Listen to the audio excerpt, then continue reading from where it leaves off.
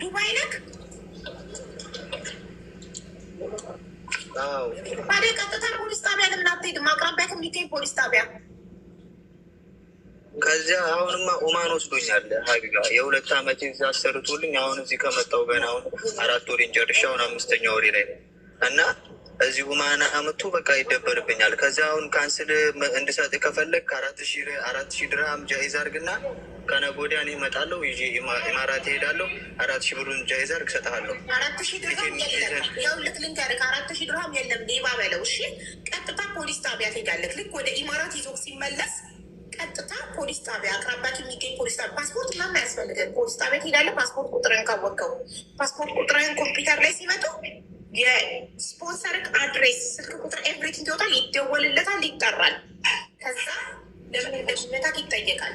የመምታት መብት የለም። ስፖንሰር እኮ የለኝም የመጣሁበት ለስለሽ ቆይ ወንድም ነገር ነው እያወራክ ያለከው። አንድ ያዳምጠኝ። መጀመሪያ ዱባይ ነኝ አልክ፣ ከዛ ኦማን ይዞኝ ሄዶ የለ ያልክ፣ ከዛ ፓስፖርት እሱ ጋር ነው አሰሪ ነው አልክ። ለምን ጥለከው አትወጣም ስልክ ፓስፖርት እሱ ጋር ነው አልክ። ስፖንሰርክ ሳይሆን ፓስፖርትክ እንዴት እሱ እጅ ሊገባ ቻለ? አይደለም የመጣሁበት መንገድ ሀቡ የሆነ ጓደኛ የነበረ እሱ ልጅ ጋር የሚሰራ ማለት ነው።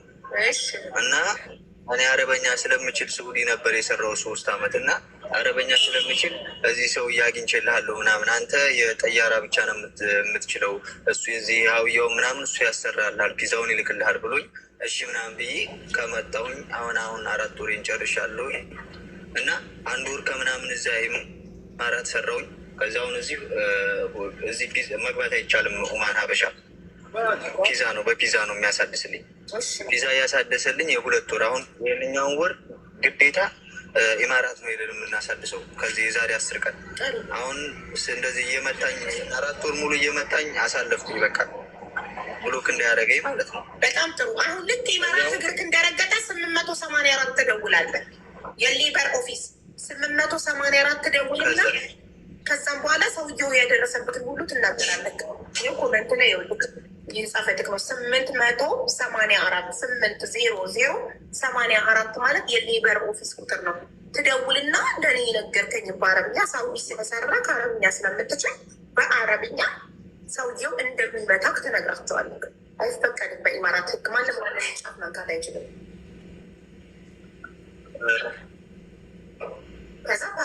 ቮይስ ሊያዝበት 4,000 ምናምን ብር ሲለኝ ቮይስ ሊያዝበት ሄዶ እንኳን አልችልም። አይፈቀድም በህጉ። የሰውን ድምፅ መቅዳት ያለ ፈቃድ አይፈቀድም።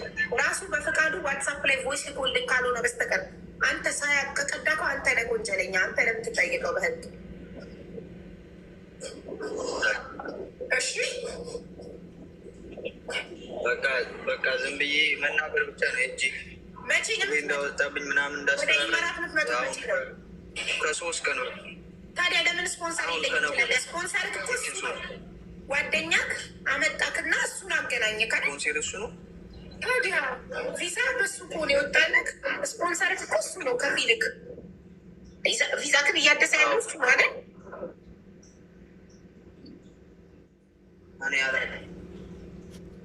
እኔ ስለማላውቅ ነው። ይቅርታ።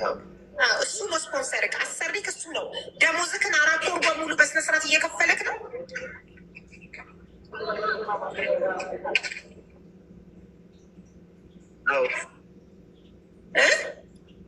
የ2 ወር ደሞዝ አልሰጠኝም ነበር። በመቶ የ2 ወር ደሞዝ አልሰጠኝም ነበረ። አለቃቅሼ እናቴ ታማ ነው ምናምን በቃ እኔም አሞኛል፣ ብር ስጠኝ፣ ብር ያስፈልገኛል ብዬ በግድ ሰጠኝ። በግድ በቃ። ስለዚህ ምንም ደሞዝ የለክም። እሱ ጋር የ4 ወር ደሞዝ እዛ እየመጣ ይደበርብኛል። በቃ ስድብማ ተይው፣ ስድቡን ወንድሜ አዳምጠኛ እንዴ። 4 ወር ነው የሰራከው ከእሱ ጋር። 4 ወሩም ደሞዝ ተሰጥቶካል። የ4 ወሩም ተሰጥቶካል። እሱ ጋር ምንም አይነት ደሞዝ የለክም። ሌበር ስለሚጠይቁክ ነው። ደሞዝ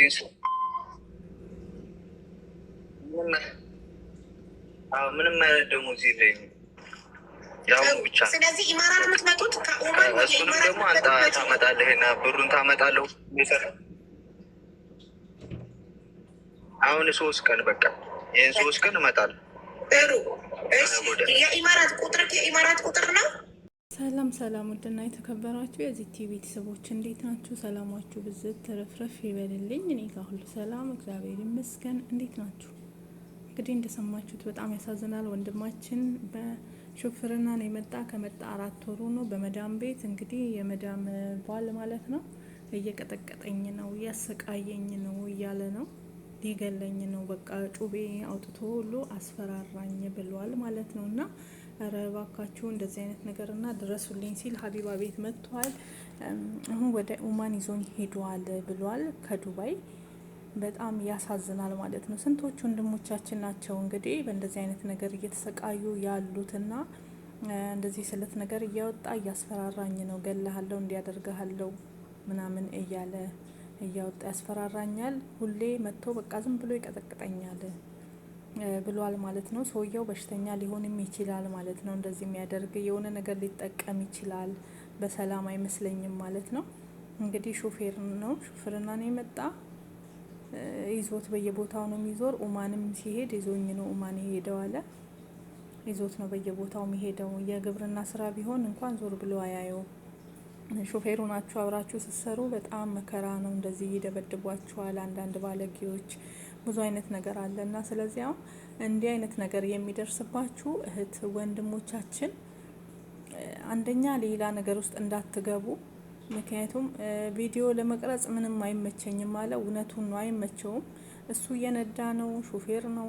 ከፊት ለፊት ቁጭ ብሎ እንዴት ነው ካሜራ አምጥቶ ቪዲዮ የሚቀርጸው ማለት ነው? አይችልም። ግን ስራ ቦታ ለብቻው ቢሆን ወይ እረኝነት ወይ መዝራ የሆነ ነገር ቢሆን እዛ ልክ ሲመጣ እንደ ባለፈው ሳውዲ ላይ እንደተደረገው ልጅ ቪዲዮ ደብቆ ያስቀምጥና ይቀርጻል። እና አሁን ከኔ መሄድ ከፈለክ 4000 ድርሃም አምጣና ሂድ አለኝ። ብቻ በጣም ከባድ ነው። ለማንኛውም ለወንድማችን ሁላችሁም ፈጣሪ ይድረስለት። ልጁ እንደተናገረው ከሆነ እስከ መጨረሻው አላስገባውላችሁም፣ ፈራውኝ ሌላ ነገር ውስጥ ገባለሁ ብዬ። ምክንያቱም እሱ እንደዛ ሲያደርገኝ እኔ በመታው የሆነ ነገር ቢሆን ሰውየው እኔ እስር ቤት ነው። ስለዚህ ከኔም ከመታሰሬ ህይወቴም ከማለፉ በፊት እባካችሁ ድረሱልኝ ነው እያለ ያለው። በቃ እየመጣ ነው ዝም ብሎ የሚቀጠቅጠኝ እንደፈለገ አለ። በዱላ በብትር ይመታኛል አለ፣ ባየው ቁጥር ማለት ነው። እንግዲህ ከባድ ነው። ጠዋትና ማታ ነው የምትተያዩት። ሾፌር ስትሆኑ የትም በሄደ ቁጥር ሲወርድ እየቀጠቀጠው ነው ይዞት የሚሄደው። ስለዚህ ይሄ ደግሞ ትክክል አይደለም። ለመንግስት አካል ማሳወቅ አለበት። ይሄ ልጅ ለፖሊስ ደውሎ መናገር አለበት በትክክል ማለት ነው። ደሞዝ ሰጥቶኛል አለ። ጨቅጭቄም ቢሆን የ4 ወር ደሞዝ ወስጃለሁ፣ ግን ይደበድበኛል፣ ዱላውን አልቻልኩም እያለ ነው።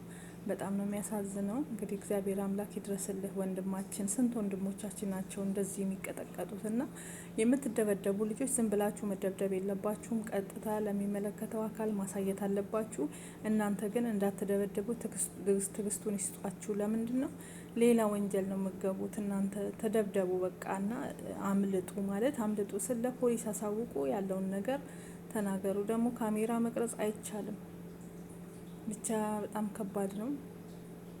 እግዚአብሔር አምላክ እና አሁንም እንድረስለት። እንግዲህ ድረሱልኝ ሲል ወንድማችን መልእክት አሰምቷል። በጣም ያሳዝናል።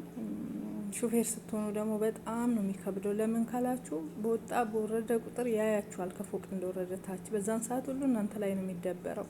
እሱን ልጁም አለ እኔ ላይ ነው የሚደበረው። እየመጣ ዝም ብሎ ነው የሚቀጠቅጠኝ ያለ ምንም ምክንያት አለ። ያሳዝናል በጣም።